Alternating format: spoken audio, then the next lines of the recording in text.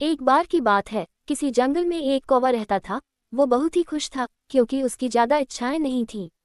वह अपनी जिंदगी से संतुष्ट था, लेकिन एक बार उसने जंगल में किसी हंस को देख लिया और उसे देखते ही सोचने लगा कि ये प्राणी कितना सुंदर है। ऐसा प्राणी तो मैंने पहले कभी नहीं देखा। इतना साफ और सफेद, ये तो इस जंगल में औरों से बहुत सफेद और सुंदर है, इसलिए ये तो बहुत खुश रहता होगा। कौवा हंस के पास गया और पूछा, भाई तुम इतने सुंदर हो, इसलिए तुम बहुत खुश होगे। इस पर हंस ने जवाब दिया, हाँ मैं पहले बहुत खुश रहता था, जब तक मैंने तोते को नहीं देखा था। उसे देखने के बाद से लगता है कि तोता धरती का सबसे सुंदर प्राणी है। हम दोनों के शरीर का तो एक ही रंग है, लेकिन तोते के शरीर पर दो दो रंग है। उसके गले में लाल रंग का घेरा और वो सूरखरे रंग का था। सच में वो बेहद खूबसूरत था। अब कौवे ने सोचा कि हंस तो तोते को सबसे सुंदर बता रहा है, तो फिर उसे देखना होगा। कौवा तोते के पास गया और पूछा, भाई तुम दो दो रंग पाकर बड़े खुश होगे। इस पर तोते ने कहा, हाँ मैं तब तक खुश था जब तक मैंने मोर को नहीं देखा था। मेरे पास तो दो ही रंग है, लेकिन मोर के शरीर पर तो कई तरह के रंग हैं। न कौवे ने सोचा, सबसे ज्यादा खुश कौन है, ये तो मैं पता करके ही रहूंगा, इसलिए अब मोर से मिलना ही पड़ेगा।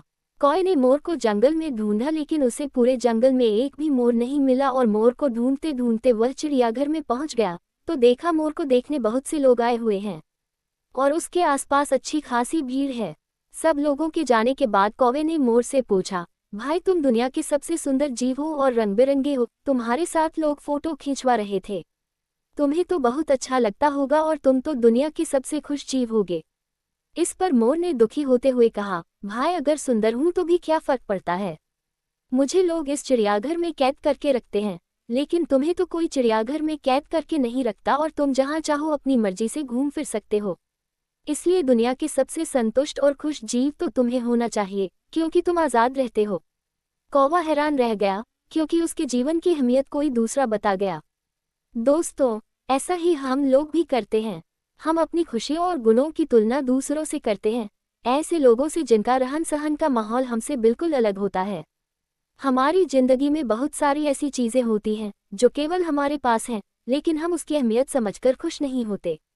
लेकिन दूसरों की छोटी खुशी भी हमें बड़ी लगती है, जबकि हम अपनी बड़ी खुशियों को इग्नोर कर देते हैं।